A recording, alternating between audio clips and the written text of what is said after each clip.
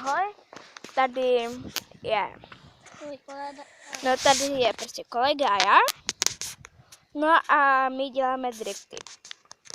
No tady jsem já a mého kolegu určitě neukážu, protože nesmím.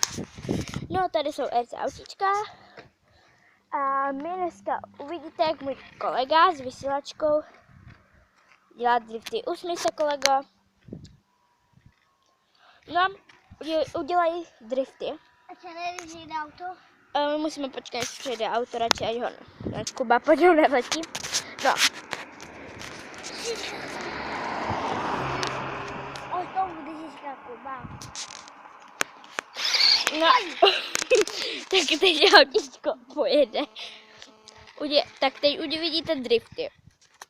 S RC autíčkami to jsou koupit, stojí asi tak 5000, nevím, možná víc. No, Ukazujeme nám ty drifty. takže dělá drifty, ale počkat, než on se tady z toho vyhrabe.